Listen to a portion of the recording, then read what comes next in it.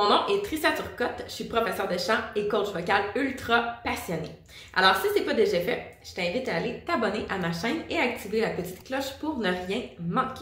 Aujourd'hui, je te parle de l'étendue vocale, mais pas simplement de l'étendue vocale. Donc je te parle de peut-être tout plein d'autres termes que tu as déjà entendus, que tu te dis, ben, est-ce que c'est ça l'étendue vocale finalement?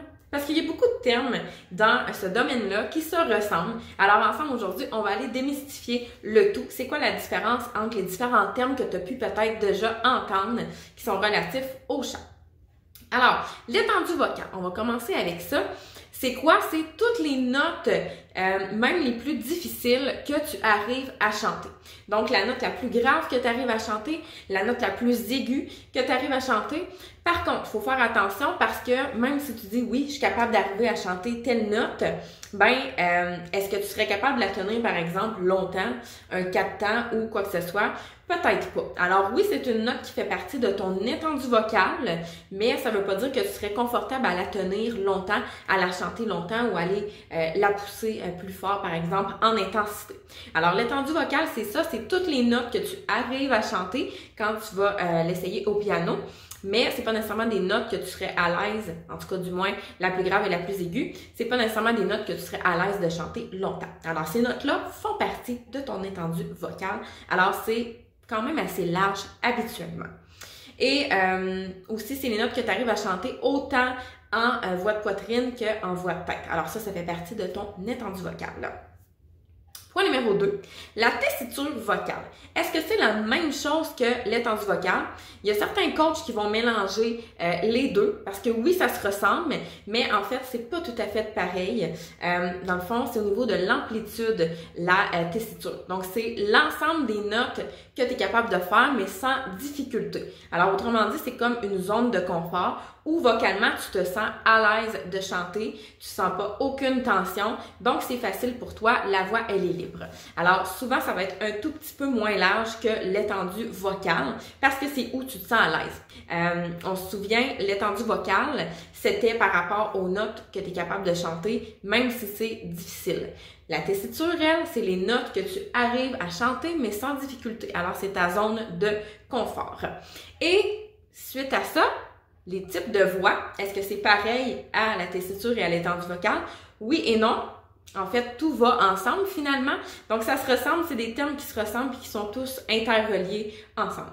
Donc, les types de voix, ça, les principaux que tu vas trouver, c'est la basse, le baryton et le ténor. Ça, c'est pour les voix d'hommes. Donc, la basse, évidemment, c'est la voix la plus grave. Baryton, c'est la voix médium. Et ténor, c'est la voix la plus aiguë d'homme. Ensuite, au niveau des femmes, tu vas retrouver la voix d'alto, la voix de mezzo-soprano et la voix de soprano. Alors, encore une fois, dans l'ordre, la voix d'alto, ou parfois qu'on va appeler contralto, c'est la voix la plus grave de la femme. Mezzo-soprano, c'est la voix médium et soprano, c'est la voix la plus aiguë de la femme. Alors, quand tu vas aller tester ta tessiture, on fera pas ensemble aujourd'hui l'exercice au piano, mais sache que tu peux en retrouver tout plein d'autres sur YouTube, sur Internet pour aller tester ton étendue vocale, ta tessiture et même il y a des applications pour ça. Donc, j'ai créé un document pour ça. Si ça t'intéresse de le recevoir, écris-moi-le dans les commentaires et ça va me faire plaisir de te l'envoyer. Alors, il y a certaines applications ou même des vidéos tutoriels qui sont là pour ça, pour t'aider à déterminer quelle est ta tessiture, ton étendue vocale et ainsi connaître ton type de voix. Alors, tu te situes où? Ça, à quoi ça sert en fait? Ben, c'est super pratique parce que justement, si tu as à choisir des chansons, ben, on veut peut-être que ce soit des chansons qui vont mettre notre voix en valeur. On veut pas se scraper non plus la voix après une chanson. C'est sûr que tu vas me dire, ben, faut avoir une bonne technique vocale. Oui, je vais te le dire aussi. Faut que tu aies une bonne technique vocale, évidemment, si tu veux pas te blesser la voix aussi. Mais sache que si tu connais ces informations-là, ça va déjà être plus facile pour choisir une bonne tonalité aussi pour ta voix, pour que ce soit confortable et que tu puisses chanter pendant un bon moment sentir de tension, finalement. En fait, on devrait jamais sentir de tension, mais ça se peut que si tu chantes longtemps sans te réchauffer et tout ça, tu sentes des tensions. Alors, idéalement, essaie de choisir des choses qui vont mettre ta voix en valeur où tu vas te sentir bien dans ta zone de confort. Ensuite, le registre vocal, quand on parle de ça, des fois, il y en a qui vont utiliser ce terme-là pour parler de l'étendue vocale, par exemple. Alors, en fait, le registre vocal, c'est au niveau des notes graves, médium et aiguës. Fait encore là, découle de tout ça. Un peu comme je viens de dire, les types de voix, ben, t'en as des graves, des moyennes et des aiguës. Donc, au niveau du registre vocal, c'est est-ce que tu te situes plus dans les graves, dans le médium ou dans l'aigu. L'ambitus, ou l'ambitus, des fois qu'on va dire même, vocal, c'est la distance des notes qui sont dans la chanson. Donc, exemple, si tu écoutes une chanson, premièrement, pour choisir une tonalité, je vais toujours te suggérer d'aller écouter la note la plus grave de la chanson et la note la plus aiguë. Est-ce que tu arrives à faire ces deux-là? Oui, non, à toi de voir. Mais si tu as à changer la tonalité, ben pars toujours de la note la plus grave et de la note la plus aiguë pour aller t'ajuster par la suite. Ça va être plus facile pour toi parce que si, mettons, je sais pas, tu montes la tonalité de 3 notes, mais déjà la note aiguë, c'est un petit peu parce que c'est trop grave, mais la note la plus aiguë dans la tune, c'était déjà trop aiguë, ben si tu montes de 3 notes, ça se peut que tu rushes vocalement. Alors, c'est important de connaître la distance des notes. C'est quoi l'ambitus vocal qui est compris dans la chanson pour que ce soit plus facile pour toi ensuite d'aller l'adapter à ta voix finalement. Le range vocal, ben souvent c'est plus en anglais qu'on va dire ça, le vocal range finalement, ben c'est la tessiture. Fait que c'est juste une traduction. Des fois encore là, il y en a qui vont dire que c'est l'étendue vocale ou la tessiture. Ça dépend vraiment des écoles de pensée. Ce qui est le fun, c'est que la bonne nouvelle, oui, tu as possibilité d'améliorer ta tessiture parce que, ben, on le sait, quand on chante, c'est des muscles qui sont en action, 200 muscles en action. Alors, plus je vais m'entraîner régulièrement, mais plus ça va être facile. C'est un peu comme quand on travaille notre respiration. Alors, plus je travaille, plus je m'entraîne, ça va être facile. Et, ben, fais-le régulièrement aussi. T'es mieux de pratiquer un petit peu chaque jour que le faire juste une fois semaine puis pratiquer pendant 1 heure. Alors, régulièrement, comme un entraînement.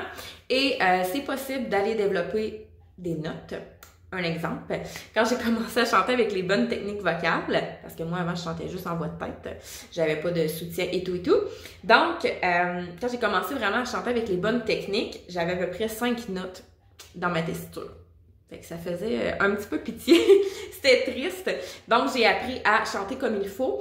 Et là, maintenant, ben, autant je peux aller chanter dans un range de ténor que je peux aller chanter dans un range de soprano. Alors, j'ai vraiment développé ma voix en pratiquant régulièrement. Et aussi, oui, c'est un travail régulier, mais il ne faut pas te décourager dans le sens que souvent, ça va être plus facile d'aller gagner au niveau des aigus qu'aller gagner au niveau des graves. Alors, il y a tout plein de trucs pour ça, le twang, entre autres, qu'on pourra se parler dans une autre vidéo. Mais j'espère que dans cette capsule, ça va t'avoir aidé à comprendre les différents thèmes que parfois tu peux entendre. Alors, l'étendue vocale, qui est l'ensemble de toutes les notes que tu es capable de chanter, mais il y en a qui sont plus difficiles. La tessiture, c'est les notes que tu es capable de chanter et que tu te sens confortable, donc dans ta zone de confort. Les types de voix, ça c'est au niveau, par exemple, basse, baryton, ténor, alto, mezzo-soprano et soprano. Ensuite, l'ambitus, ben c'est vraiment d'où à où ça se passe dans ta chanson que tu as choisi, toutes les notes comprises dans la chanson. Et le vocal range, ben c'est ce qui est relatif à la tessiture et à l'étendue vocale, donc ça dépend des écoles de pensée, encore une fois. Alors, ce qu'il faut retenir de cette vidéo-là, c'est que entraîne-toi régulièrement. Je te suggère aussi d'aller peut-être te télécharger une application pour tester ta tessiture. Et souvent, quand c'est en anglais, tu pourras aller voir, il y a des systèmes de notation. Par exemple, C, ça correspond à Do. D, ça correspond à Ré. Ensuite, E, ça correspond à Mi. F, ça correspond à Fa. Je parle tout vite. G, ça correspond à Sol. Ensuite, A, ça correspond à La. Et finalement, B, ça correspond à Si. Donc, dans notre système à nous. Donc, en anglais versus en français, c'est ça. Alors, ça se peut que les applications, parfois, soient en anglais. Donc, si c'est écrit, par exemple, C1, ben ça veut dire que ça correspond au Do1 sur ton piano. Alors, il faut juste faire attention parce que parfois, sur le piano, ça se peut que tu n'aies pas nécessairement la même longueur de piano. Fait que ton C1, en réalité, ça va être un C2. Alors, il y a ça à faire attention à valider le tout. Donc, si jamais tu as des questions, commentaires, ben n'hésite pas à me les faire savoir en commentaire. Et on se retrouve très bientôt pour une prochaine capsule vocale.